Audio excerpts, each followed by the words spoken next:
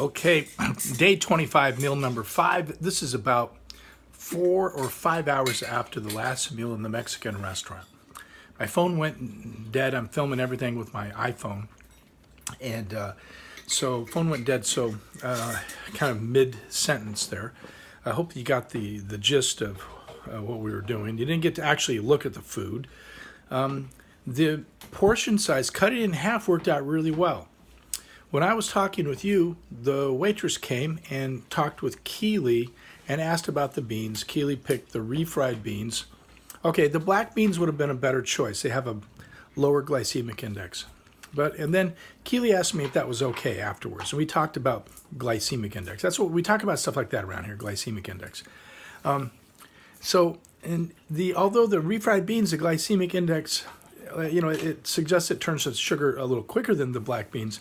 The portion was so small. It was a tiny little ramekin. Keely and I split it. It was really tiny. It was maybe 2 tablespoons. So I'm not too concerned about 2 tablespoons of really anything spread out every few hours during the day. I'm not that concerned about it.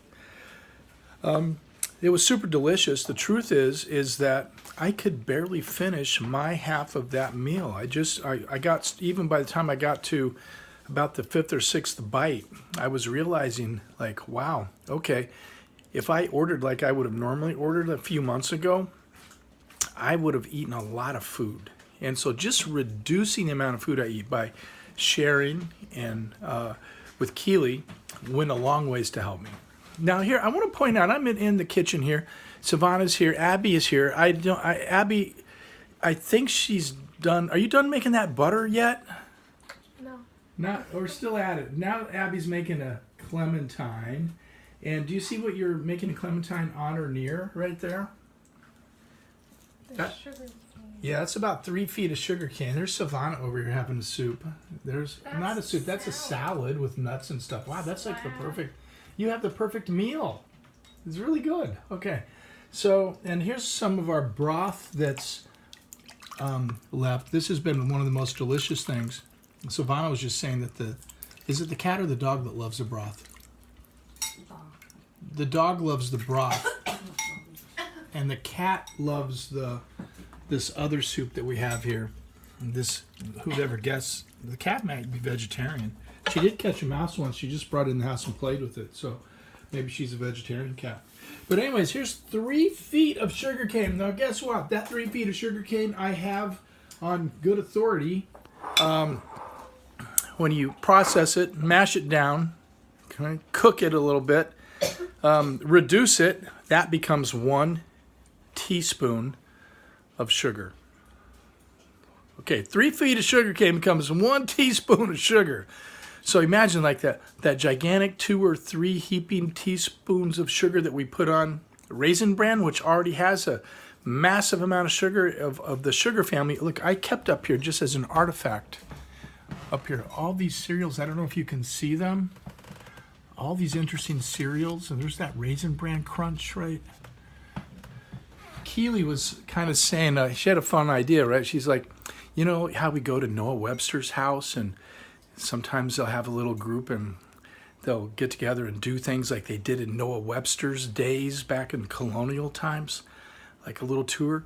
And Keely's like, wouldn't that be great if people came to our house someday and did that? I said, yeah, well, okay, so we have all these little artifacts, like the way we handle our food supplies, and here people could look at, oh, here's the cereal that they had in case they felt like they had to eat a ridiculous amount of sugar.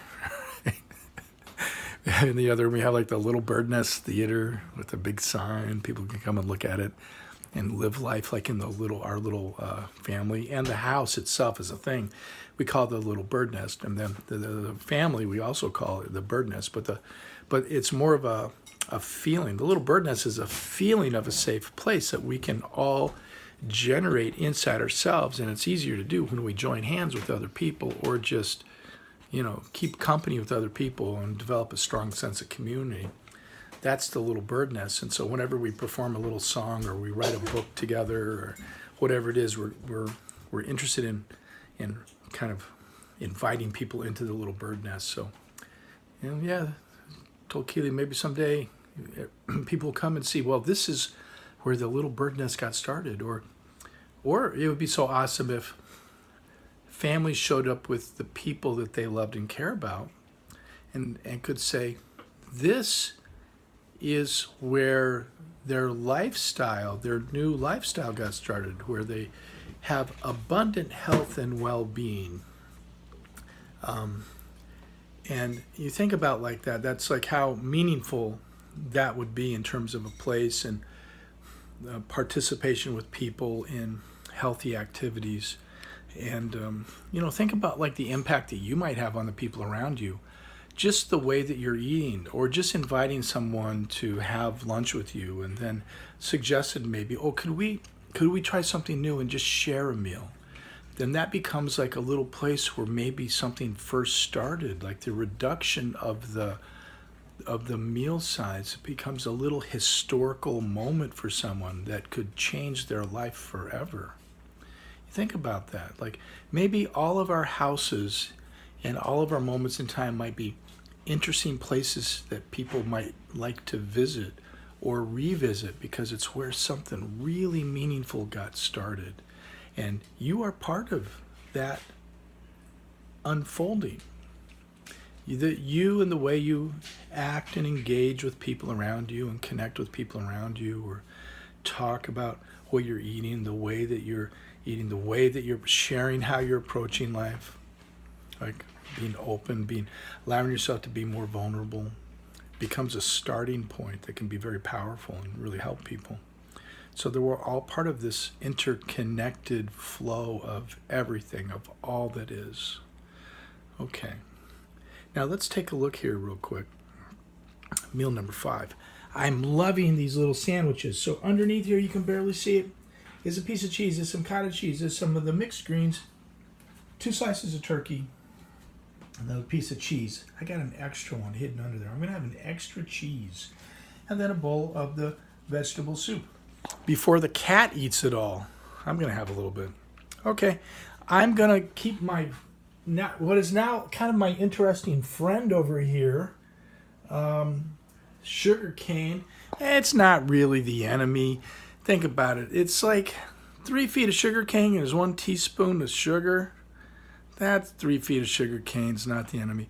The putting stuff in our mouth without really thinking about it, or automatically just bringing something into our ecosystem without giving it any thought. Like, let's set up customs to kind of, and have a certain set of rules. Like some countries, like you can't bring, say, fruit or something from a farm. You can't dig something off a farm in one place and just bring it across a border to another place, because there might be certain microbes that they are not wanting as part of their agricultural system. Okay, so think of ourselves as like our own country, and that maybe we could have our own set of rules and our own little immigration system that's going to kind of take a look and like, okay, if this is on the side of the greater good and my well-being in the country that I'm in charge of, then I will let it in. Great, welcome.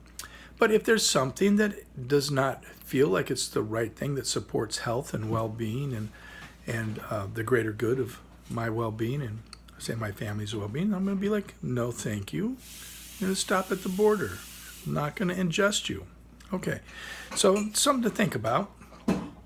Okay, being good custodians of the land, the terrain, the state of mind that we are building every day, that we are in charge of. No one else is in charge of it. It's us. We're the ones making all the decisions. Did you know that, Abby? We're making all of our own decisions, right? Yes. Okay. So let's pay close attention. Let's have fun. Let's rest a little bit. Let's play. Definitely play. Okay. Have a great evening. I will see you in a few hours or in the morning.